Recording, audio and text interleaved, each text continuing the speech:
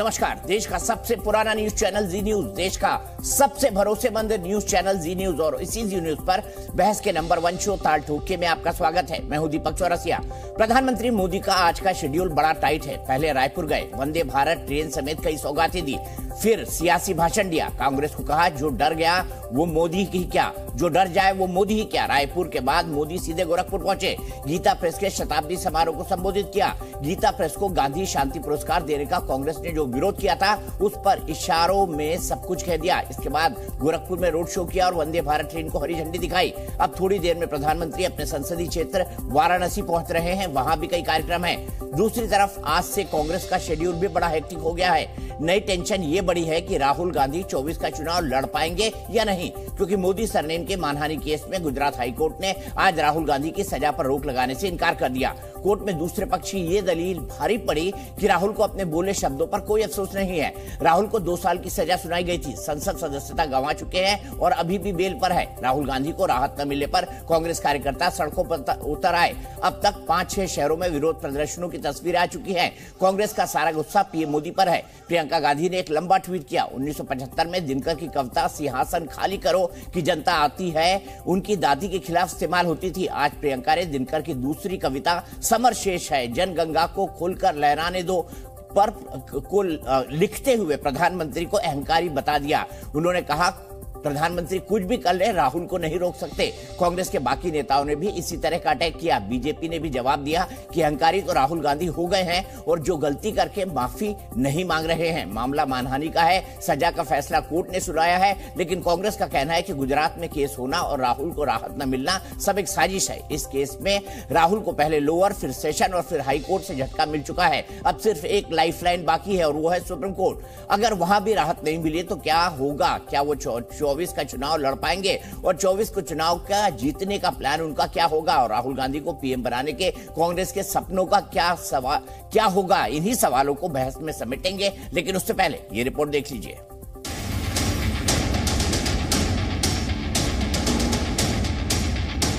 Impeachment order passed by the appellate court is just, proper and legal and do not call for any interference. In view of the above, the present criminal revision application deserves to be dismissed and accordingly it is dismissed. निराशाजनक जरूर है, लेकिन अप्रत्याशित नहीं है, unexpected नहीं है। मेरे खिलाफ साजिश रचेंगे, लेकिन उन्हें पता नहीं है जो डर जाए वो मोदी नहीं हो सकता। न्यायपालिका की इज्जत करते हैं, उसका कदर करते हैं, लेकिन हम ये मानते हैं कि ये फैसला कानूनन व तथ्यों पे दोनों पे ये गलत फैसला है। मानहानि के मामले में राहुल गांधी आदतन अपराधी हैं। हमें पहले से पता था कि गुजरात की किसी कोर्ट से राहुल गांधी को राहत नहीं मिलेगी। वाड़ी की आज़ादी गाली की सनक बन जाए तो आपको इस तरह के नज़ारे दिखाई पड़ेंगे। लड़ाई जो है वो लोकतंत्र की लगातार हत्या, संविधान पर वार और संवैधानिक संस्थाओं के खिलाफ राहुल गांधी जी लड़ रहे हैं। पहली बात हमें पूछनी है कांग्रेस पार्टी से आज, आप राहुल गांधी को कंट्रोल क्यों नहीं कर सकते?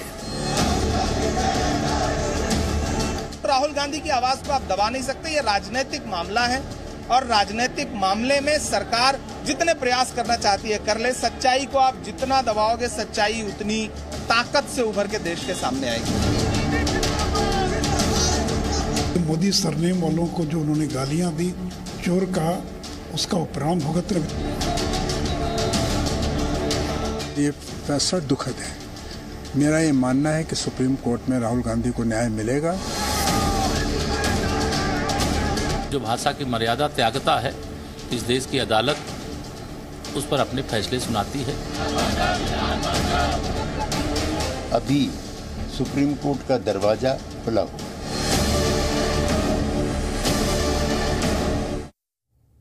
तो मोदी सरनेम कहीं बिगाड़ न दे गेम, इसी पर बात करेंगे। मेरे साथ कौन कौन खास मेहमान जुड़े हैं मैं आपको बता दूं। मेरे साथ कांग्रेस की राष्ट्रीय प्रवक्ता सुजाता पॉल जी हैं, मेरे साथ राजकुमार भाटी जी हैं, समाजवादी पार्टी के राष्ट्रीय प्रवक्ता, मेरे साथ अभिषेक झा हैं, जेडीयू के राष्ट्रीय प्रवक्ता, और मेरे साथ वरिष्ठ पत्रकार के तौर पर आरती टिक्कू जी जुड़ी हुई है, जानी मानी पत्रकार हैं। और मैं सबसे पहले सुजाता जी आपसे शुरू करूंगा। अरे भाई, राहुल जी चुनाव ही नहीं लड़ पाएंगे तो 24 में प्रधानमंत्री कैसे बनेंगे? सुजाता पॉल जी, ये कहां अटक गया? देखिए, राहुल गांधी जी जो लड़ाई लड़ रहे हैं वो किसी पद की लालसा में नहीं लड़ रहे हैं, वो इस देश के लिए लड़ रहे हैं, इस लोकतांत्रिक व्यवस्था के लिए जो इस संविधान के तहत भारत के हर नागरिक को मिलता है, पर जिस पर प्रहार कर रहा है आज एक ऐसी सत्ता जो नशे में चूर है, जिन्हें लगता है कि सब कुछ उन्हीं से शुरू होता है और सभी कुछ उन पर समाप्त हो जाता है, क्योंकि वो सोचते हैं कि वे सब पे भारी है। मगर यहाँ पे जनता जनार्दन होती है और जनता जो फैसला करेगी उसी फैसले के साथ ये देश चलेगा। इसलिए आज राहुल गांधी पर प्रहार हुआ है क्योंकि वो जो संवैधानिक संस्थाएं हैं उनके प्रहार पर सवाल उठा रहे हैं, जनता के मुद्दों पर मुखर रूप से जवाब मांग रहे हैं इस सरकार से। मोदी सरकार डरती है, कायर है, और प्रधानमंत्री जी तो बहुत ही बेहद कायर है। इसीलिए आज जिस तरह की बातें इस देश में हो रही है, जिस तरह से नफरत का माहौल फैलाया जा रहा है, उसका वही कारण है। और जो मोहब्बत की बातें करते हैं उनसे तो नफरत करेंगे ही मोदी जी और मोदी सरकार, लेकिन देश के लिए खड़े होने का काम राहुल गांधी जी ने किया है और वो इस कार्य को करते रहेंगे। उनके साथ क्या हुआ है वो हमने देखा है, मगर हमें अपनी न्यायिक व्यवस्था पर पूरा विश्वास है और मैं ऐसा मानती हूं कि सुप्रीम कोर्ट से हमें राहत अवश्य मिलेगी। क्योंकि आपने देखा कि इस वाले केस में किस प्रकार से सावरकर वाले केस का भी जिक्र करा। क्या ये सही है? ये माननीय उच्चतम न्यायालय तय करेगा, लेकिन आप खुद ही बताइए कि अगर कोई इस तरह की टिप्पणी होती है तो उस पर क्या संज्ञान नहीं लिया जाएगा? ये सवाल हम सबके मन में भी है। और कितना भी आप विपक्ष में रहें राहुल गांधी के, कितना भी उनका विरोध करें, लेकिन उनकी मोहब्बत की जो दुकान है वो पूरे देश में खुल रही है, इससे आप नकार नहीं सकते। आप रोकने की कोशिश कर लीजिए, राहुल गांधी जी लड़ते रहेंगे। और वो माफी क्यों मांगे? उन्होंने क्या गलत कहा है? उन्होंने कोई बात गलत आज तक नहीं कही। इस देश के लोगों की बात करना क्या ये गलत है? मणिपुर में जाकर लोगों के लिए खड़े होना क्या ये गलत है? क्या ये काम प्रधानमंत्री को नहीं करना चाहिए था? क्या हमारी जो बेटियां हैं जो सड़कों पे हैं उनके लिए आवाज उठाना वो गलत है? क्या हाथरस की बेटी के लिए आवाज उठाना ये कुछ भी गलत नहीं है सुजाता जी। उन्होंने मोदी सरनेम को लेकर जो टिप्पणी की वो गलत थी, ये कहना है कोर्ट का। ये सब चीजें तो है ही नहीं। वो कोर्ट में जो मामले गए हैं सब केसेस आप देख लीजिए, सारे के सारे भारतीय जनता पार्टी के कार्यकर्ताओं ने किया है, तो उनका तो वेस्टेड इंटरेस्ट है ही। मगर मैं फिर कहूंगी कि हम माननीय न्यायालय का सम्मान करते हैं और कितना भी उस पर हम टिप्पणी कर लें, आज हम देख रहे हैं माननीय उच्चतम न्यायालय की तरफ, क्योंकि हमें उम्मीद है कि वहां से हमें न्याय मिलेगा। और उम्मीद ही नहीं, यकीन भी है। ठीक है, मैं सीधे आरती टिक्कू जी के पास चलता हूं। आरती जी, मेरा सीधा सवाल, कह रही है कि जानबूझकर निशाना बनाया जा रहा है राहुल गांधी को। आरती जी, आप सहमत है इससे? और ये पूरी बीजेपी का इकोसिस्टम है जो उनको निशाना बना रहा है। देखिए, राहुल गांधी का जो एक दौर था जब वो अरविंद केजरीवाल को कॉपी करना चाहते थे और अपने आप को एक रेवोल्यूशनरी दिखाना चाहते थे, डिसेंटर की तरह अपने आप को प्रोजेक्ट कर रहे थे, तो ये उस सारे फेज का, उनके जो पॉलिटिकल लेवल का जो एवोल्यूशन हुआ है उस फेज का कारनामा है। इसमें कोई भी आज की डेट में कांग्रेस चली जाए कोर्ट के पास किसी के खिलाफ भी, वो बीजेपी में हो या किसी और पार्टी में हो, ये अधिकार कि आप डिफेमेशन के लिए आप कोर्ट के पास जाए, ये सबके पास है भारत में। सिर्फ बीजेपी के पास नहीं है, कांग्रेस के पास भी है, राहुल गांधी के पास भी है, प्रियंका गांधी के पास है। सो ये तो लॉजिक ही नहीं इस आर्ग्यूमेंट का। दूसरी बात मैं कहूंगी कि राहुल गांधी जी की जो लीडरशिप है उस पर कितना विश्वास है कांग्रेस को, ये हमने पिछले कम से कम 15-20 साल में तो देख ही लिया। उनका विद इन द पार्टी कोई नहीं चाहता, इनफैक्ट कई सारे लोगों ने राहुल गांधी को ओपनली पब्लिकली जो है क्रिटिसाइज किया, अखबारों में लिखा, लेटर्स लिखी गई कि राहुल गांधी लीडर नहीं बनने लायक है कांग्रेस पार्टी का। लेकिन कांग्रेस पार्टी को पॉलिटिकली ये सूट करता है कि राहुल गांधी को फेस बनाए, और कांग्रेस पार्टी को ये सूट करता है कि राहुल गांधी को एक विक्टिम की तरह पेश किया जाए।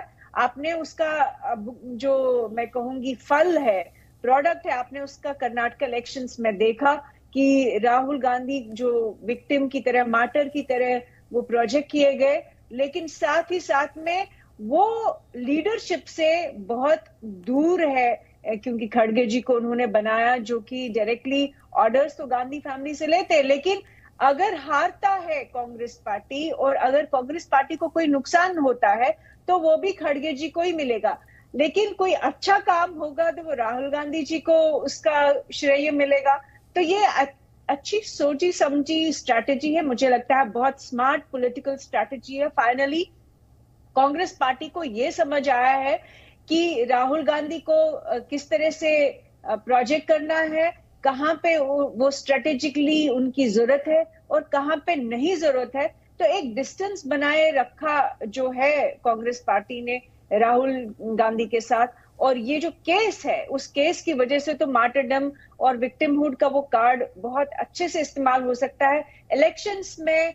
बिल्कुल कांग्रेस पार्टी आज आप देख रहे हैं कि कई सारे लोगों ने स्टेटमेंट्स दी है और कहा है कि राहुल गांधी के पीछे पड़े हैं बीजेपी, या पूरा जो षड्यंत्र चल रहा है। गुजरात हाईकोर्ट पे भी उन्होंने एक प्रश्न चिन्ह लगाया, जबकि ये सही नहीं है मेरे ख्याल से कि आप कोर्ट पे आप एक लांछन लगा दे। तो ये मुझे लगता है कि ये बहुत ही फायदेमंद होगा कांग्रेस पार्टी के लिए 2024 इलेक्शंस में, मुझे जो समझ आ रहा है। ठीक है सुजाता पाल जी, उनको कहना है कि नहीं आपके लिए तो विन विन सिचुएशन है, ये आरती जी का एनालिसिस है, आपको तो खुश होना चाहिए। देखिए राहुल गांधी जी पर केस हो गया, बीजेपी ने विक्टिम बना दिया, अब राहुल गांधी विक्टिम कार्ड खेल सकते हैं। तो राहुल गांधी जी को विक्टिम बनाने को किसने कहा अगर ऐसा होता, लेकिन ऐसा सही नहीं है। और जो ये बात कह रही है, सबसे पहले इनकी आखिरी बात का जवाब दे देती हूँ कि गुजरात हाईकोर्ट पर लांछन लगाया नहीं, हम ये कह रहे हैं किसी भी कोई भी जजमेंट होता है वो रिव्यू के लिए हमेशा खुला हुआ होता है, उसमें आगे आप रिव्यू के लिए जा सकते हैं, अपील के लिए जा सकते हैं। तो ये कहना इनका सरासर गलत है। परंतु ये जो बात कह रही है कि डेफेमेशन के लिए कोई भी जा सकते हैं, कांग्रेस पार्टी भी जा सकती है, तो ये कौन सा वाला तर्क है? हम बात कर रहे हैं उस केस के बारे में जिसमें राहुल गांधी जी के ऊपर डेफेमेशन किया गया और एक चुनावी भाषण को लेकर। इस तरह से अगर हम देखेंगे तो कितने ही ऐसे भाषण दिए हैं प्रधानमंत्री ने या भारतीय जनता पार्टी के नेताओं ने जिस पर सवाल उठ सकते हैं और जिस पर डेफेमेशन भी किया जा सकता है। लेकिन आज ये बात सच है कि जिस तरीके से आज भारतीय जनता पार्टी पीछे है, आप मेरी एक बात और सुन लीजिए, जो बात ये कह रही है कि राहुल गांधी जी को कोई नेता नहीं मानता, इनको गलतफहमी है, उनको पूरा देश नेता मानता है, वो देश के लोगों के दिल में है, लोगों के दिल की धड़कन बने हुए, इसीलिए तो भारतीय जनता पार्टी आज इतना डरी हुई है। और जहां तक इनकी बात है कि खड़गे जी का ये अपमान कर रही हैं, तो इनसे पूछा जाए कि जेपी नड्डा की तस्वीरें क्यों आई कर्नाटक चुनाव के बाद? क्योंकि कर्नाटक हार रहे थे, हिमाचल प्रदेश का चुनाव हारने लगे तो जेपी नड्डा की शक्ल आ गई हर टेलीविजन चैनल पर। तो इनको अपने गिरबान में झांकना चाहिए, और भारतीय जनता पार्टी की तरफ से ही चाहे बोल रही हो, लेकिन यह बात सच है कि हां 2024 में भारतीय जनता पार्टी पूरी तरह से हारेगी। और यह कह रही है कि शायद ऐसा उनको फायदा हो, फायदा नुकसान नहीं, जनता देख रही है और यह देश जनता से चलता है, जनता जनार्दन होती है, जो जनता चाहती है वो होगा। और आप खुद ही देख रहे हैं जब इसमें फैसला आ गया, अभी तो सुप्रीम कोर्ट से हमारे को कोई रिलीफ मिला नहीं है ना, अभी तो हमें जाना है वहां पर, लेकिन राहुल गांधी जी लड़ते रहेंगे, ये समझ ले। ये कोई उन लोगों के वंशज नहीं है जो माफी मांगते फिरते हैं, इसलिए माफी मांगने वाले इस तरह की बातें करेंगे क्योंकि वो डरे हुए हैं, और वो डरे हुए हैं राहुल गांधी से जो इस देश के लिए आज लड़ रहे हैं। जी ठीक है शहजाद पूनावाला जी, जनता जीतेगा, राहुल गांधी जनता के दिलों में, आप उनको संसद से निकाल दे लेकिन दिल से नहीं निकाल सकते, यही सुजाता पाल जी का तर्क है। नहीं, हमें जनता के दिल से निकालने की आवश्यकता नहीं। अमेठी की जनता ने कहां से निकाला है वो तो पूरे देश ने देखा है, और फिर कैसे अमेठी की जनता को गाली देने लगे, अपमान करने लगे, वो भी देश ने देखा है। और देखिए, आज बात सिर्फ इतना है कि पहले ओबीसी का करेंगे अपमान, फिर उस पर करेंगे अपने आप को ही एक प्रकार से उसको सही बताएंगे, और यही बन चुकी है कांग्रेस पार्टी की पहचान। आज तो उनको नाक रगड़ के माफी मांगनी चाहिए। ये क्या वेंडेटा हो गया? ट्रायल कोर्ट ने भी वेंडेटा कर दिया, सेशन कोर्ट ने भी वेंडेटा कर दिया, हाई कोर्ट ने भी वेंडेटा कर दिया। और अगर वही सुप्रीम कोर्ट और कोर्ट प्रणाली पवन खेड़ा को 15 मिनट में राहत दे दे, तब तो कोर्ट व्यवस्था ठीक है। अगर कोर्ट की वही प्रणाली इनको कन्विक्ट करे या दो बार उनको राहत देने से मना करे, तो वो कोर्ट की प्रणाली के विषय में आप विदेश में जाकर जो है अपमानजनक शब्द कहेंगे। और इनके एक नेता ने तो कहा कि जज की जीभ काट दो, दूसरे नेताओं ने कहा कि अलग कानून होना चाहिए। प्रमोद तिवारी जी ने कहा कि राहुल गांधी को कन्विक्ट कैसे कर दिया कोर्ट ने, इनका तो अलग कानून एक परिवार के लिए होना चाहिए। मतलब संविधान के ऊपर भी अपने आप को समझना, ओबीसी का अपमान करना भी अपना जनसिद्ध अधिकार समझना, और केवल ओबीसी का नहीं, किस प्रकार से वीर सावरकर जी का भी अपमान। अरे वीर सावरकर जी का अपमान करने वाले लोगों को कम से कम यह तो बताना चाहिए कि इंदिरा गांधी जी के उस पत्र और सोच को कूड़े के डब्बे में डाला है। वाईबी चौहान, शरद पवार, ये तमाम आपके जो नेतागण जिन्होंने तारीफ की है वीर सावरकर जी की, वो गलत है और राहुल गांधी ही सही है। और देखिए दीपक जी, माफी मांगने की बात, सुप्रीम कोर्ट ने फटकार लगाई तो अनकंडीशनल माफी मांगी है। रफाल के विषय में जो सुप्रीम कोर्ट के बारे में झूठ बोला था इन्होंने,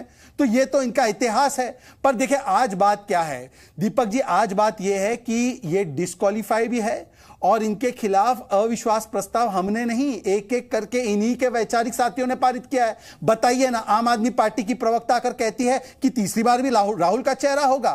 फिर बंगाल वाली दीदी कहती है कि यहां सब तो ठीक है, विपक्षी एकता बंगाल में नहीं होगा। उत्तर प्रदेश के जो समाजवादी पार्टी, हमारे भाटी साहब मेरे बैठे हैं, ब्रदर है बड़े, तो उनकी पार्टी कहती है कि हम तो केसीआर जी के साथ मिल लेंगे, जिनको इन्होंने बी टीम कहा है। फिर उसके बाद आप देख सकते हैं कि किस प्रकार से उनका एनसीपी उनको छोड़कर चली जाती है, क्योंकि राहुल गांधी को स्थापित करना था इनको। किस प्रकार से एचए मांझी जी की पार्टी छोड़कर चली जाती है, आरएलडी के नेता पहुंचते नहीं है, टीडीपी, वाईएसआरसीपी कोई इनके साथ नहीं जाना चाहता। अरे भाई साहब, बाकी सब तो छोड़ दीजिए, भारत जोड़ो बाद में करना, पहले अपनी पार्टी को तो जोड़ लो। डीके शिवकुमार और सिद्धरमैया लड़ रहे हैं, आपका नेतृत्व तो इतना ही भारी है तो जाकर वहां पर सुलह करवा दो ना। या सचिन पायलट और गहलोत कितने दिन तक ये सुलह चलती है वो भी देख लेंगे, या हिमाचल में सुक्खू और विक्रमादित्य कितने दिन साथ चलते वो भी चल लेंगे। पर आज क्या दिख रहा है, कांग्रेस पार्टी का अहंकार कि हमें कोई कोर्ट ऑफ लॉ, कोई कानून, कोई संविधान मुझ पर लागू नहीं होता। देश के ओबीसी समाज को गाली देना, देश के गरीब लोगों को गाली देना, किस प्रकार से, मुझे बताइए ना सुजाता जी, आप तो केवल ये ओबीसी समाज को नहीं, आपने तो किसको बख्शा है? आपने तो हिंदू टेरर गढ़ लिया, आपने तो कह दिया कि मंदिर जाने वाले लड़कियों को छेड़ते हैं, आपने कहा लश्कर तैयबा डेंजरस नहीं होता, डेंजरस तो हिंदू गुट होते हैं। तो ये इनका इतिहास और चरित्र रहा है इस प्रकार के वक्तव्य देने का, और इसीलिए जो राजनीतिक पटल पर पहले से डिस्क्वालीफाई हो चुके हैं चुनाव दर चुनाव में, आज उनको फिर से डिस्क्वालीफाई करने का काम न्याय प्रणाली ने किया है। कम से कम अब तो उनको समझना चाहिए कि ओबीसी समाज से माफी मांगे। और देखिए, जो लोग ओबीसी के नाम की राजनीति करते हैं वो आज इस बयान का समर्थन कर रहे हैं। मुझे लगा कम से कम आज उनके प्रतिनिधि खड़े होकर बोलेंगे कि ओबीसी समाज का अपमान नहीं सहेगा हिंदुस्तान। पर क्या करें, मजबूरी ऐसी है। ठीक है, वैसे दोनों ही पार्टियां हैं, समाजवादी और अभिषेक झा, दोनों ओबीसी की बात करते हैं, दोनों से सवाल पूछेंगे। लेकिन सुजाता जी बताइए, जवाब दीजिए। वो कह रहे हैं कि भाई ये क्या है, ये अहंकार है, ये माफी न मांगने की प्रवृत्ति है। अरे बोलते हैं ना, बड़ा बड़ा तूफान आए तो बड़े पेड़ इसलिए बच जाते हैं क्योंकि वो झुक जाते हैं। बताइए। बड़े पेड़ झुक जाते हैं, मगर अहंकारी जो हैं आज खड़े हैं और ये अपमानित कर रहे हैं ओबीसी का। नीरव मोदी चोर है, डकैत है, क्या इसको कोई झुठला सकता है? क्या आप सारे मोदी समाज को नीरव मोदी से जोड़ना चाहते हैं? क्या मोदी को चोर नहीं मानते? इसलिए अपमानित और बदनाम करने का काम अगर किसी ने किया है ओबीसी समाज को, तो भारतीय जनता पार्टी ने। भारतीय जनता पार्टी ने आदिवासियों के साथ किया, दलितों के साथ किया, महिलाओं के साथ किया। और हमने देखा, अभी देखा ना मध्य प्रदेश में किस प्रकार से एक व्यक्ति के चेहरे पर किस तरह से यूरिनेट किया एक व्यक्ति ने, नहीं देखा? और ये 3 महीने पुरानी घटना पे जब बाहर आ गई खबर तो पैर धोने चल पड़े शिवराज चौहान। सच्चाई ये है कि नाक रगड़कर आप माफी मांगेंगे इस देश की जनता से। जब आप बात करते हैं डेफेमेशन केस की, तो डेफेमेशन केस कोई हत्या का केस या कोई करप्शन का केस या कोई बलात्कार का केस नहीं होता जिसमें आप इस तरह की सजा दें, जिसमें आप मैक्सिमम सजा देते हैं। जिस तरह की टिप्पणियां करी हैं उन पर अवश्य सुप्रीम कोर्ट फैसला देगी और उसी का हम इंतजार करेंगे। मगर भारतीय जनता पार्टी की राजनीति चलती है राहुल गांधी जी को बदनाम और अपमानित करने से, क्योंकि उनकी तो राजनीति ही केवल नफरत से जुड़ी हुई है। यह बता देना, इनके यहां तो किसी की हिम्मत नहीं है कि कोई बोल दे। हमारे यहां तो लोकतंत्र है, लोग बोलते हैं, लोग आपस में बात करते हैं और कई बार मतभेद भी होते हैं लेकिन मनभेद नहीं होते, एक साथ भी आ जाते हैं। दूसरों की तरफ उंगली उठाने के पहले तीन उंगलियां आपकी तरफ है। कौन सा पेगासस इस्तेमाल किया था कि गुजरात के मुख्यमंत्री के साथ पूरी कैबिनेट हटानी पड़ी? कौन सा पेगासस इस्तेमाल किया था? कौन से भ्रष्टाचार के आरोप लगे थे कि मुख्यमंत्री 3 देने पड़े आपको उत्तराखंड में, मणिपुर में मुख्यमंत्री बदला, कर्नाटका में मुख्यमंत्री बदला? अरे मुख्यमंत्री बदलने के बजाय ऊपर के 2 लोग मोदी जी और अमित शाह को बदल दो और देखो कि भारतीय जनता पार्टी के अंदर भी कुछ और नेता है नहीं कोई नेता, क्योंकि हर व्यक्ति आज व्यक्तिवादी राजनीति कर रहा है जिस देश में लोकतंत्र है। इसलिए जनता जनार्दन है, जनता के सामने अहंकार मत दिखाओ, अपना नाक भी तुम्हें रगड़ना पड़ेगा और सर भी झुकाना पड़ेगा, क्योंकि जनता ही जनार्दन होती है। बताइए, जनता जनार्दन होती है वो ये तो मान रही है, लेकिन जनता और जनार्दन का जो जनादेश आता है कभी कभी कांग्रेस उसको स्वीकार करने में हिचक क्यों जाती है? सुजाता पाल जी, ये सवाल मैं आपसे पूछूंगा, लेकिन मेरा सीधा सवाल शहजाद पूनावाला से। शहजाद, जानबूझकर राहुल गांधी को निशाना बनाया जा रहा है, ये आपकी स्ट्रैटेजी है? देखिए, ऐसा है कि जानबूझकर अगर हम उनको निशाना बना रहे हैं तो बताइए कि पवन खेड़ा की याचिका 15 मिनट में दायर हो जाती है, परंतु वही राहुल गांधी जो इतने इनके सर्वोच्च नेता है, उनकी याचिका लोअर कोर्ट से सेशंस कोर्ट में आते आते कितने दिन लग जाते हैं। और इसके विषय में मैंने नहीं, आचार्य प्रमोद कृष्णम ने दीपक चौरसिया को इंटरव्यू देते हुए कहा था कि मुझे लगता है कि साजिश मेरी पार्टी से हो रही है, जहां पर राहुल गांधी को चुप कराने के लिए एक बड़ी व्यापक साजिश रची जा रही है। यह उन्होंने ट्वीट भी किया था। दीपक जी बताइए, हमारा तो फायदा ही होता है जब राहुल गांधी बोलते हैं, हम भला उनको चुप क्यों कराएंगे? चुप कराने वाले और राहुल को हटाने वाले तो उनकी पार्टी में ही बैठे हुए हैं। अच्छा बताइए, इन्हीं के नेताओं से डिमांड आती है आए दिन हमारी पार्टी के नेतृत्व को तो हटाने की। दूसरी बात है, वो तो अपने ही नेता को हटाकर उसको प्रियंका वाड्रा से कभी रिप्लेस करना चाहते हैं। क्या ये हम करवा रहे हैं? और तीसरी बात मैं आपको बताता हूं, बाकी सब छोड़ दीजिए, चलिए राजनीतिक तू में कोई बयान देता है, कोई कुछ बोलता है, मैं आपको एक बयान सुनाता हूं राहुल गांधी का, आप बताइए इसकी व्याख्या क्या है, इसकी परिभाषा क्या है। जो हमारे जवानों को अरुणाचल प्रदेश में पीट रहे हैं, जो हमारे जवानों को अरुणाचल प्रदेश में पीट, बताइए, आप मोदी जी से घृणा करिए, पर मोदी जी से घृणा करते करते कभी भारत की सेना, भारत के गरीब लोग, भारत के ओबीसी समाज के प्रति घृणा करने का क्या औचित्य बचता है? जरा बताइए ना इस बात को। एक तरफ तो आप देख सकती हैं कि किस प्रकार से संवैधानिक संस्थाओं का भी अपमान करते हैं और किस प्रकार से हमारे ओबीसी समाज का भी अपमान करते हैं। और इन्होंने बात की एसटी समाज की, इन्होंने बात की आदिवासियों की। मान्यवर, हमने तो आदिवासी समाज की बेटी को राष्ट्रपति बनाया, उसी राष्ट्रपति को राष्ट्रपत्नी कहा अधीर रंजन चौधरी ने। आप ही के साथी प्रवक्ता ने कहा दुष्ट मानसिकता का है। ये तो भारतीय जनता पार्टी है जिसने भगवान बिरसा मुंडा के जन्म जयंती को आदिवासी और जनजातीय दिवस के रूप में 15 नवंबर को घोषित किया।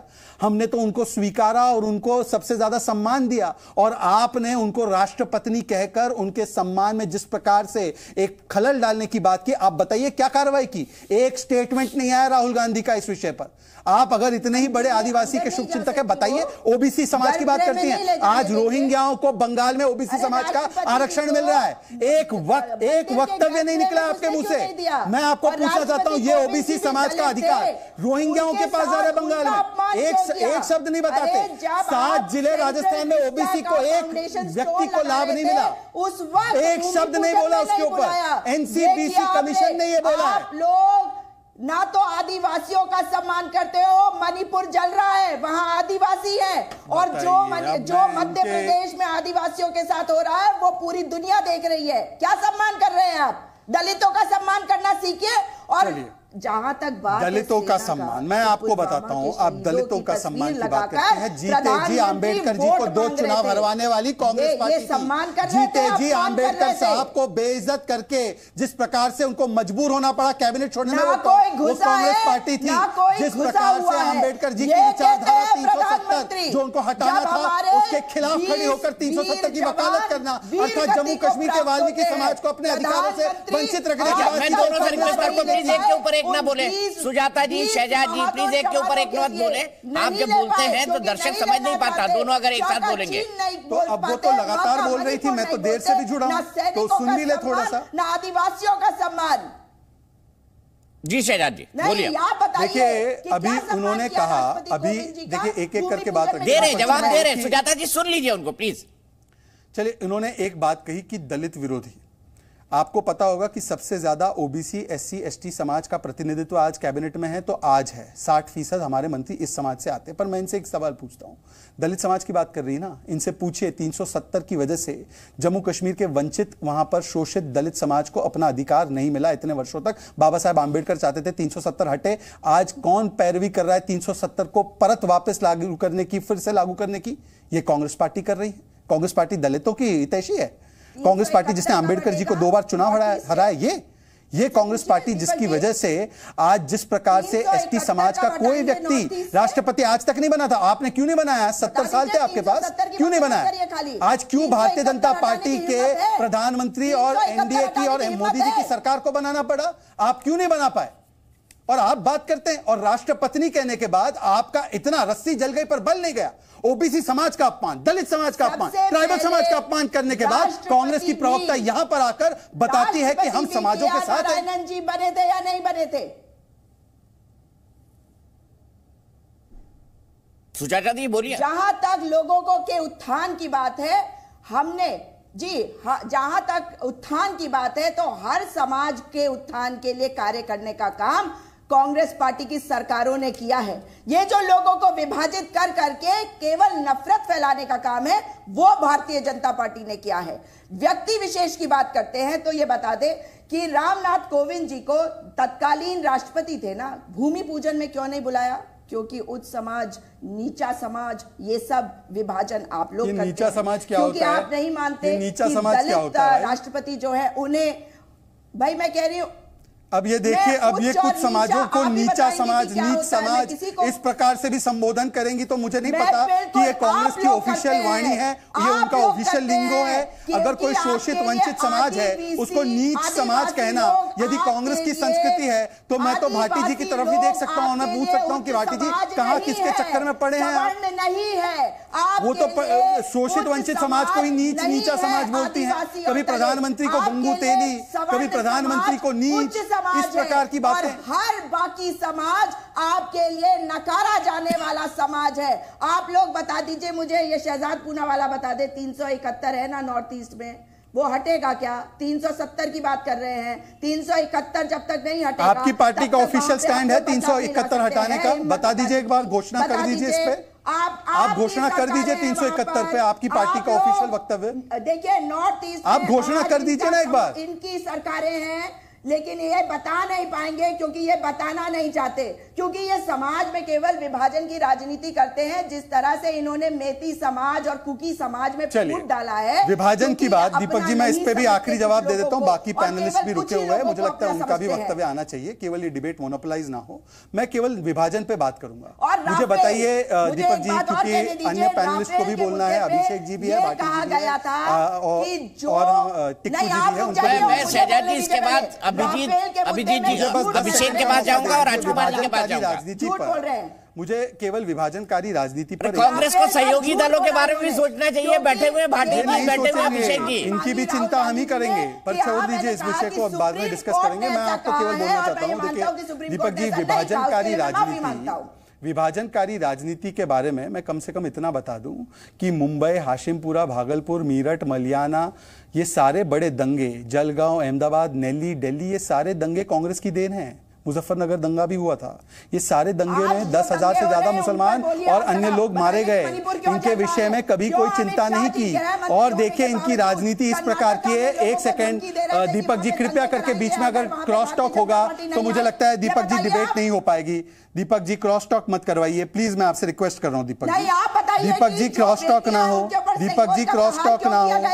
दीपक जी क्रॉस टॉक ना हो। मैं आपसे एक बार रिक्वेस्ट कर रहा हूं, प्लीज मेरी एक बात को आ जाने दीजिए, उसके बाद बाकी पार्टियों को बोलने दिया। अच्छा सुजाता जी बीच में नहीं प्लीज। अभी उन्होंने विभाजनकारी राजनीति की बात की। अभी उन्होंने विभाजनकारी राजनीति की बात की। ये संजय राउत जो इनके साथ पटना में बैठे थे, उनका बयान है कि मुसलमानों का वोटिंग अधिकार समाप्त होना चाहिए। अब बता दे सुजाता जी, क्या वो इस वक्तव्य के साथ है? क्या जेडीयू इसके साथ है? और क्या समाजवादी पार्टी इस वक्तव्य के साथ है? संजय राउत का ऑन रिकॉर्ड बयान कि मुसलमानों का वोटिंग राइट खत्म कर दिया जाना चाहिए। बताइए इसके साथ हैं? क्या मुसलमानों के साथ जो आप लोग कर रहे हैं? ठीक है सुजाता जी, सहयोगी दलों को थोड़ा टाइम दीजिए प्लीज, बहस में तो दे दीजिए। करते हैं या आपको बताना होगा? अरे सहयोगी दलों को थोड़ा टाइम दे दीजिए सुजाता जी। राजकुमार जी, ओबीसी समाज, मोदी सरनेम, ओबीसी समाज का अपमान, बीजेपी का ये नैरेटिव है। आप तो खुद ओबीसी से आते हैं, क्या किसी सरनेम को लेकर ऐसी टिप्पणी की जानी चाहिए थी? देखिए, जब भारतीय जनता पार्टी के लोग ये राहुल गांधी की टिप्पणी को लेकर ओबीसी समाज का अपमान कहते हैं तो बहुत हंसी आती है। पहली बात तो मोदी कोई जाति नहीं है इस देश में। दूसरे, जिनके नाम राहुल गांधी ने अपने भाषण में लिए थे, ललित मोदी और नीरव मोदी, उनमें से दोनों में से कोई ओबीसी समाज से नहीं आता।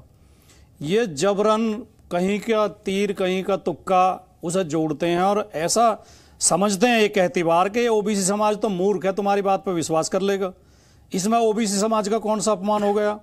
माननीय मोदी जी भी, जो देश के प्रधानमंत्री नरेंद्र मोदी जी भी, वो भी फर्जी ओबीसी हैं, वो भी असली ओबीसी नहीं है। उनको उनकी जाति को जो ये घांची बिरादरी होती है, जो तेल का व्यापार करते हैं, वो व्यापारियों में गिनी जाती है। तेल निकालने वाला, दीपक जी आप तो बहुत विद्वान पत्रकार हैं, तेल निकालने वाला, कोल्हू में तेल पेलने वाला जो तेली होता है वो ओबीसी होता है, और तेल का व्यापार करने वाला वो ओबीसी नहीं होता है। जैसे लोहे का व्यापार करने वाले लोहिया जो हैं वो वैश्य जाति में आते हैं, वो ओबीसी नहीं होते, लेकिन लोहा पीटने वाला लोहार जो होता है वो ओबीसी में होता है। मेहनत कश जो मेहनत से काम करते हैं वो ओबीसी में होते हैं। तो उसे पहली बात तो गलत तरीके से शामिल किया गया, और इस बारे में स्पष्ट नियम है, पिछड़ा वर्ग आयोग की रिपोर्ट के बिना और सर्वे के बिना किसी जाति को ओबीसी में शामिल नहीं किया जा सकता। खैर वो एक अलग विषय, गलत तरीके से शामिल किया गया। अब लेकिन मैं एक बात जरूर कहना चाहता हूं कि राहुल गांधी का प्रचार करने में, राहुल गांधी को लोकप्रिय बनाने में, राहुल गांधी को घर घर पहुंचाने में और राहुल गांधी को हीरो बनाने में उतनी मेहनत कांग्रेस नहीं कर पा रही है जितनी आजकल भारतीय जनता पार्टी कर रही है। भारतीय जनता पार्टी सुजाता जी को तो बधाई देनी चाहिए, थैंक यू बोलना चाहिए शहजाद पूनावाला। नहीं, ये तो कांग्रेस वालों को धन्यवाद करना चाहिए, इनका बीजेपी का कांग्रेस को धन्यवाद करना चाहिए। मेरी पार्टी तो अलग है, मैं तो अपनी पार्टी की बात करूंगा। लेकिन ये सच्चाई है, सब लोग देख रहे हैं कि आजकल भारतीय जनता पार्टी के लोग किस कदर भयभीत हैं राहुल गांधी से, कितने डरे हुए हैं कि सोते जागते हर विषय में राहुल गांधी। तो उसके लिए कांग्रेस को भारतीय जनता पार्टी का धन्यवाद करना चाहिए। मैं एक बात और ये कहते हुए कि ये जो विषय चल रहे हैं, जो राहुल गांधी ने भाषण दिया, देखिए ये एक नया दौर है, ये माननीय मोदी जी का भारत है जहां भाषण देने पर सजा की जा रही है नेताओं को और खबर छापने पर पत्रकारों को सजा दी जा रही है। उत्तर प्रदेश की घटना आपको पता होगी, सुल्तानपुर में एक पत्रकार ललित यादव एक हॉस्पिटल में जाके वहां की दुर्दशा दिखा रहे थे कि इतनी गंदगी है, झाड़ियां खड़ी हुई हैं और इस तरह की अव्यवस्था है और कई दिन से बंद थी अस्पताल। तो वहां एक महिला ने उन्हें चप्पलों से पीटा, डंडे से पीटा, वीडियो है, सारे सोशल मीडिया पे चल रहा है, और आज पुलिस ने उसी पत्रकार को मुकदमा दर्ज करके जेल भेज दिया। यह नया भारत है माननीय मोदी जी का, जहां बोलने पर पाबंदी है। जिस तरह भाषण देने पर राहुल गांधी को सजा हुई है, उसी तरह भाषण देने पर इनकी सरकार ने माननीय आजम खां को भी सजा करवाई थी, वो सजा से माफ हो चुकी है वो कोर्ट से।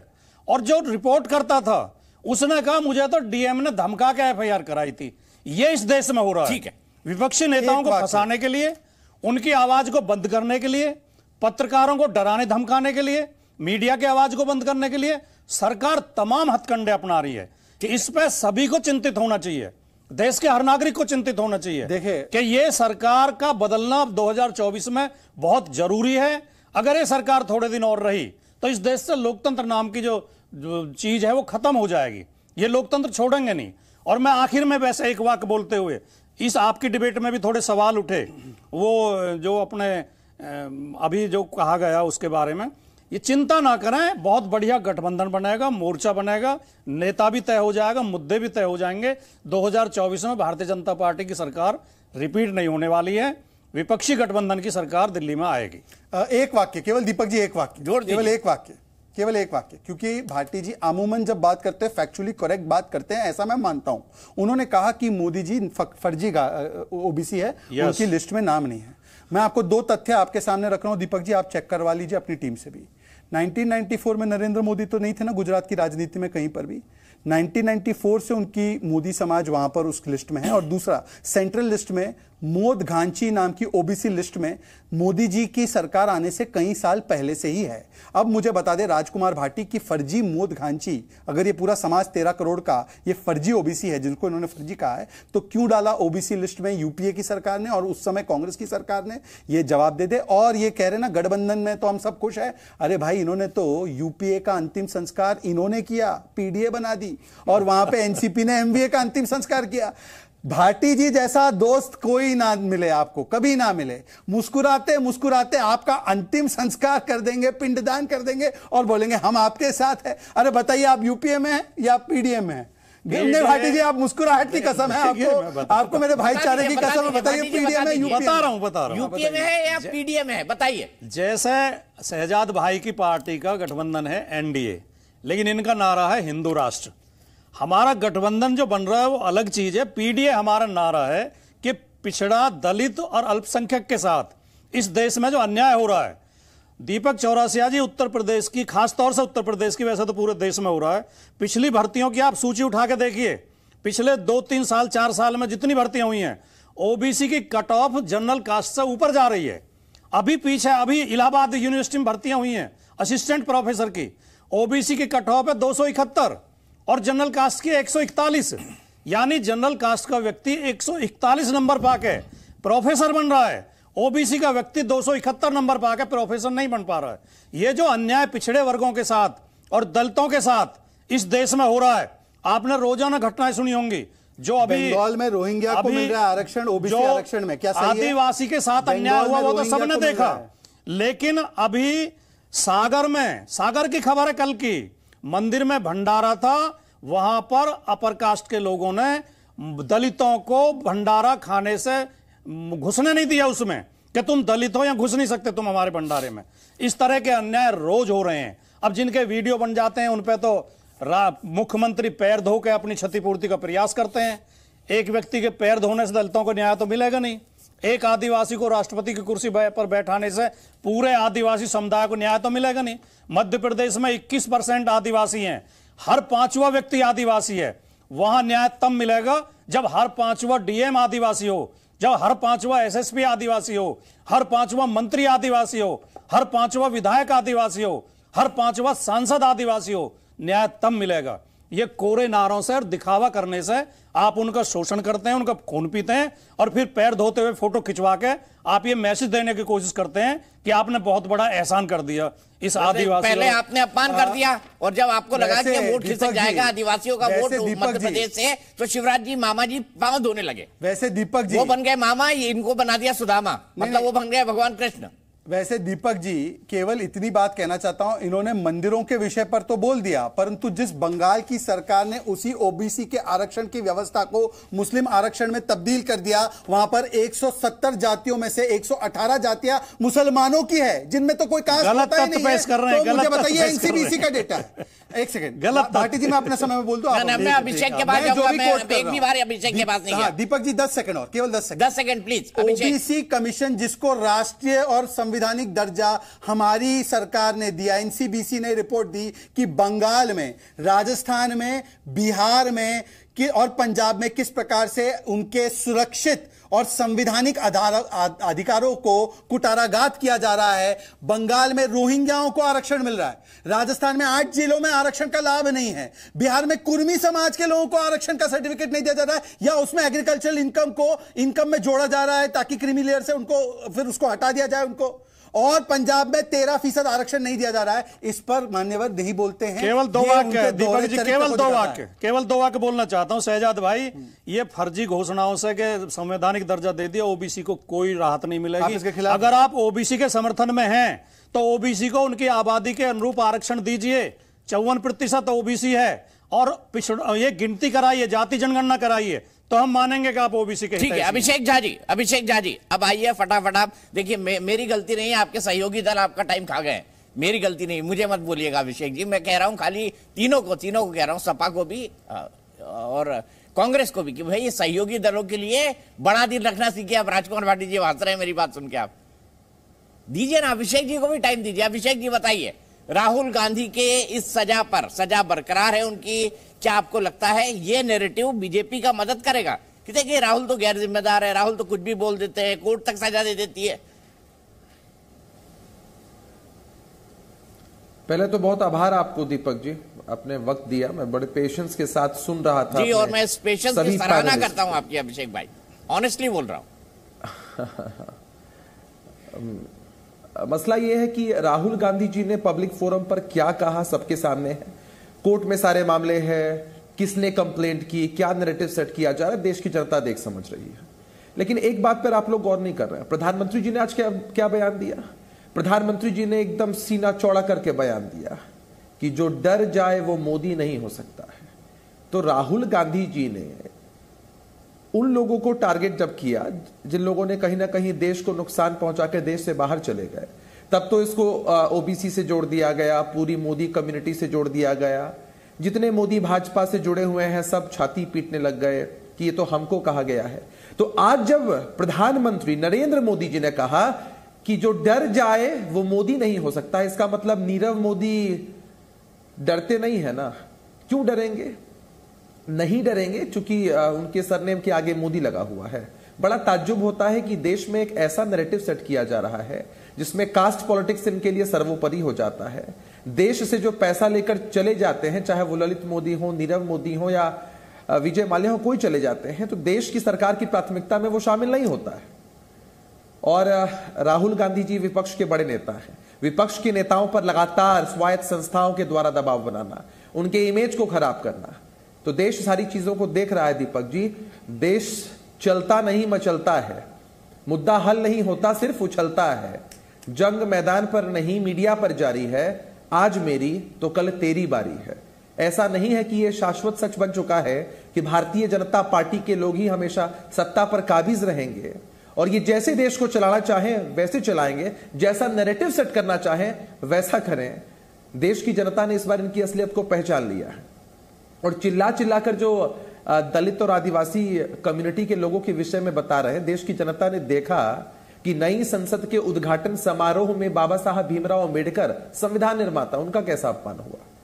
पूरे देश की विपक्षी पार्टियां एक तरफ थी, एक मुद्दा उठाया कि आप चिल्ला चिल्ला कर कहा करते थे कि द्रौपदी मुर्मू आदिवासी समाज से आने वाली महिला, उनको हमने राष्ट्रपति पद का उम्मीदवार बनाया है, राष्ट्रपति बना दिया है, और उद्घाटन उनसे न कराकर अपनी मार्केटिंग की, अपनी मार्केटिंग करवाई। तब आपने जो राष्ट्रपति महोदया को अपमानित किया वो आपके लिए इशू नहीं था। और एक बार जब राष्ट्रपति बन जाती हैं तो फिर वो जाति धर्म पंथ सबसे आगे हो जाती, सबसे ऊपर, पूरे देश की राष्ट्रपति है। लेकिन आज तक ये लोग इसी बात को कैश कराना चाहते हैं राजनीति में कि भाई हमने उनको बनाया है।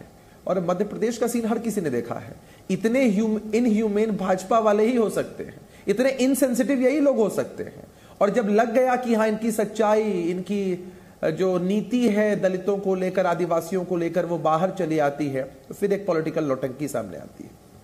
खैर, ये लोग अपना नैरेटिव सेट करते रहे। देश की जनता ने मन बना लिया है और विपक्षी एकजुटता को खराब करने के लिए, राहुल गांधी जी को डिफेम करने के लिए ये जितना चिल्लाएंगे ना, देश की जनता इनके इसी एटीट्यूड से बखूबी जज कर पा रही है कि इनके मन के अंदर कितना डर, कितना भय, कितनी बेचैनी व्याप्त है कि विपक्ष के एक एक नेता को डिमोरलाइज, डिफेम करने के लिए किस तरह का षड्यंत्र रचते हैं। ठीक है, हमें पूरी उम्मीद है, हमें पूरा भरोसा है सुप्रीम कोर्ट पर कि कहीं ना कहीं ये पूरा मामला वहां जाएगा, निष्पादित होगा।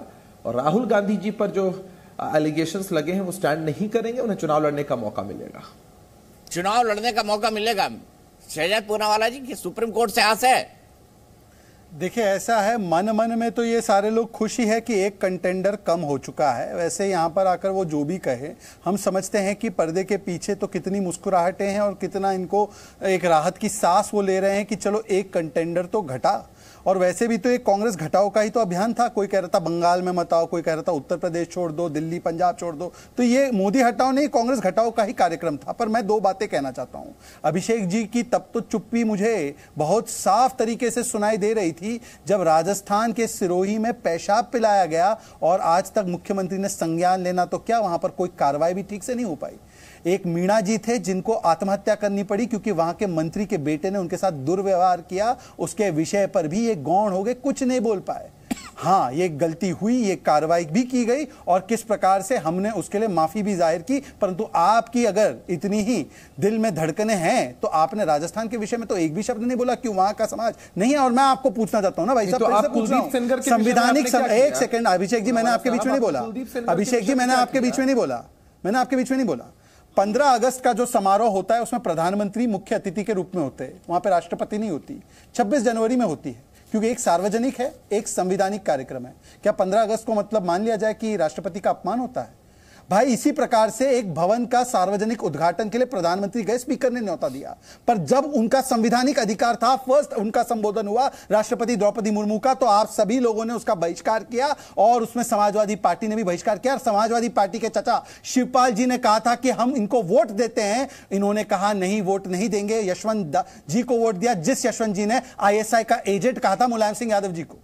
यह हकीकत है आप लोगों की कि आपने उनको वोट नहीं दिया। कांग्रेस के तो प्रवक्ता ने क्या क्या नहीं कहा राष्ट्रपति जी के बारे में। आप लोग बोल रहे हैं अरे 370 हटाने के बाद आज पहली बार जम्मू कश्मीर में दलितों को अधिकार मिला।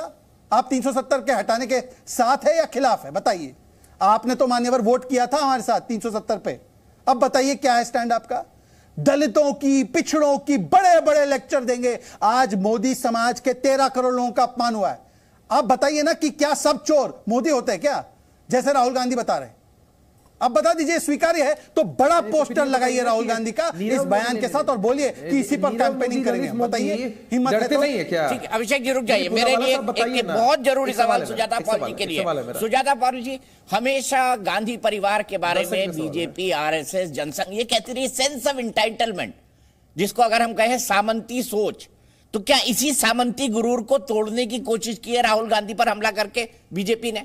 और आपको नहीं लगता ये तो उनके वोट बैंक को मुफीद साबित होगा, खासतौर पर बीजेपी का वोट बैंक जो कहता है कि गांधी परिवार का सेंस ऑफ एंटाइटलमेंट बिल्कुल गलत है? देखिए, जहां तक भारतीय जनता पार्टी की बात है तो वो किनके वंशज हैं? वो RSS, हिंदू महासभा के। तो कारण सेंस ऑफ एंटाइटलमेंट नहीं है। ये जो सेंस की बात है वो इसलिए है कि देश की आजादी की लड़ाई में सबसे बड़ा योगदान जिन लोगों ने किया, उन लोगों के नामों में गांधी परिवार का नाम शुमार है। अच्छा। उन लोगों में गांधी परिवार सबसे आगे रहे और उसमें कोई बाकी लोगों की बात भी करी जाए तो हर व्यक्ति को एक ही समान रखा जाएगा और सबको लीड करा महात्मा गांधी ने। तो ये कारण है कि ये उनसे नफरत करते हैं। क्यों? क्योंकि 1942 का हमने देखा कि कैसे जब भारत छोड़ो आंदोलन बुलाया गया कांग्रेस पार्टी के द्वारा, तो इनके सबसे बड़े श्यामा प्रसाद मुखर्जी वो पश्चिम बंगाल के गवर्नर को पत्र लिखते हैं कि नहीं, भारत छोड़ो मत और कांग्रेस के इस अभियान को कुचल डालो, ये लिखा था। जब एक सेना आ रही थी नॉर्थ ईस्ट की तरफ से जिसको लीड कर रहे थे सुभाष चंद्र बोस, तो सावरकर कह रहे थे कि 1 लाख हिंदुओं को ब्रिटिश सेना में भर्ती कराओ, उनसे मुकाबला करके उनको हराने के लिए। तो आज जिस पटेल के बारे में ये बात करते हैं वही सरदार पटेल है जिन्होंने गोलवालकर, इनके दूसरे सरसंघचालक को जेल भेजा था 1948 फरवरी में। सावरकर को जेल भेजा था मार्च 1948 में। क्या ये तथ्य सही नहीं है? आज ये इनको अपना बता रहे हैं। नहीं, ये केवल नफरत की राजनीति है, इसलिए राहुल गांधी पर प्रहार कर रहे हैं। और जो बात ये कर रहे हैं ना, किसके मन की बात, ये तो आप लोग अपने मन की बात सुनाते हैं, लेकिन जनता की बात कब सुनेंगे? जनता की बात अगर सुनते तो रामनाथ कोविंद राष्ट्रपति थे, जब भूमि पूजन किया गया था सेंट्रल विस्टा का, उनको नहीं बुलाया गया क्योंकि वे दलित है, पूजा में कैसे बैठ जाते। राष्ट्रपति महामहिम द्रौपदी मुर्मू जी को ना तो वो स्थान मिला जब इनॉग्रेशन हुआ नए पार्लियामेंट का, और ना ही उनको सम्मान मिला जब वो मंदिर में गई, गर्भगृह में नहीं गई। मगर प्रधानमंत्री की तो केदारनाथ की तस्वीरें सबको याद होगा, जो गर्भगृह में हुआ, जहां का सोना आज पीतल हो चुका है। इसलिए भारतीय जनता पार्टी राहुल गांधी के पीछे पड़ेंगे, और निश्चित तौर पे जो भाटी जी कह रहे हैं, इनको धन्यवाद सचमुच में है, क्योंकि every action has an equal and opposite reaction. Action करती है भारतीय जनता पार्टी राहुल गांधी पर प्रहार करके, रिएक्शन देगी जनता जो जनार्दन होती है, क्योंकि वो जानती है कि किसी को आप उत्पीड़ित प्रताड़ित तब तक कर सकते हैं जब तक जनता आपके साथ है। लेकिन जनता समझदार है और जनता देख रही है कि ये किस हद तक किस लेवल तक चले गए हैं, किस स्तर तक चले गए हैं। इसलिए अब जनता इनको उखाड़ कर फेंकेगी। आप ही का सवाल पूछता हूं सुजाता जी, देखिए राहुल गांधी को नीचा दिखाने के लिए खुद भारतीय जनता पार्टी नीचे चली गई है, ये कहना है उनका। नहीं, मुझे बताइए दीपक जी कि आंबेडकर जी की जो संवैधानिक प्रणाली है उसमें न्यायपालिका ने उनको सजा दी है, तो क्या आज न्यायालय वेंडेटा कर रहा है राहुल गांधी के खिलाफ, राजनीति कर रहा है, कोर्ट के खिलाफ, संवैधानिक व्यवस्था के खिलाफ अब हमला बोल दिया क्योंकि एक परिवार को लगता है वो संविधान के ऊपर है। अच्छा, इन्होंने बड़ी बड़ी बातें की, गांधी परिवार का योगदान आजादी की लड़ाई में क्यों सोशलिस्ट का नहीं था, क्योंकि मुझे जहां तक याद है भगत सिंह जी तो कांग्रेस पार्टी में नहीं थे, वो तो सोशलिस्ट मूवमेंट के थे, वो कहां से, उनका योगदान कुछ नहीं। देवीपत चौधरी और जगतपति कुमार छाती पर गोलियां खाकर, दीपक जी बीच में ना बोले, अब सभी थे, दीपक जी बीच में ना बोले, मैं आपको फैक्ट गिना रहा हूं और मैं चाहता हूं कि फैक्ट पर बात होनी चाहिए। दीपक जी मैं आपका संरक्षण चाह रहा हूं। दीपक जी मेरा समय है, मैं आपका संरक्षण चाह रहा हूं। दीपक जी मैं आपका संरक्षण चाह रहा हूं। इस प्रकार से खामखा की तूतू मैंने में समय बर्बाद हो रहा है, जनता देख रही है, मैंने 7 मिनट उनको सुना। दीपक जी कृपया करके आप हस्तक्षेप कर लीजिए। दीपक जी 2 विंडो से नहीं होगा, ये चुप नहीं होगी, सुन लीजिए ना उनकी बात, आगे खुलने वाले, सुन लीजिए। देश की आजादी की, ठीक है, चलिए अब मैं अपनी बात रखता हूं। देश की आजादी, देखिए दीपक जी, देखिए मेरे साथ अन्याय हो रहा है दीपक जी, मैंने उनकी पूरी बात सुनी। दीपक जी आपका पीसीआर वही गलती कर रहा है, उन्होंने आपकी पूरी बात को आने दिया सुजाता जी की, अब मेरी बात को नहीं आने दे रहा है। आप प्रोड्यूसर भी हैं शहजाद भाई, हमारा दीपक जी आप प्रोड्यूसर, एडिटर, कम से कम 1 वर्सेस 3 के पैनल में बोलने का समय कम से कम आधा ना हो, तो कम से कम अपनी अपनी बारी में तो हर व्यक्ति को बोलने का, जितनी बार किसी विपक्षी ने बोला उतनी बार आप बोले हैं शहजाद भाई, ऐसा ना करिए। किसका समय बोलना, सुजाता जी आप कह लेने दीजिए, उनको नाराज हो जाएंगे वो। आप बताइए, जब बोलना है बोलेंगे, नहीं बोलना है तो सुन के भी लेंगे, कोई समस्या नहीं है, जनता तो बोल ही रही है, जनता दिखा भी रही है ना। आप बताइए दीपक जी, आज्ञा हो तो मैं बोलूं। धन्यवाद। अब दीपक जी मुझे लगता है कि मेरी बारी है, 10 सेकंड लूंगा और बात अपनी समाप्त करूंगा। दीपक जी इनसे एक बार पूछिए, सावरकर जी यदि सावरकर जी इतने ही बड़े देश के गद्दार थे तो इंदिरा जी ने उनको सम्मानित करने वाला पत्र क्यों लिखा? आज के उनके जो साथी उद्धव सेना के लोग क्या बोलते हैं सावरकर जी के विषय में? और बाकी सब छोड़ दीजिए, जिस समय सावरकर जी जेल में थे 1910 में, उसी समय कांग्रेस का तो अध्यक्ष विदेशी मूल का था, विलियम वेडनबर्न। अच्छा चलिए वो छोड़ दीजिए उस बात को। देवीपत चौधरी और जगतपति कुमार, ये दोनों ही लोग आरएसएस से इन्होंने गोलियां खाई तिरंगे के लिए। एक व्यक्ति का नाम बता दो मुझे कांग्रेस के प्रथम परिवार से जिसने गोली खाई आजादी के आंदोलन में। आजादी के आंदोलन में एक तो बता दीजिए नाम, एक नाम नहीं आएगा। अगर कुर्बानी दी तो शहीद आजम भगत सिंह ने दी, जो सोशलिस्ट मूवमेंट से थे। अगर कुर्बानी दी तो वो जनसंघ और आरएसएस के लोगों ने दी। और कोई जनता तय करेगी, सब कहते हैं जनता जनार्दन होती है, मैं भी यही कहता हूं, वही तय करेगी कि 2024 की बाजी किसके हाथ में होगी।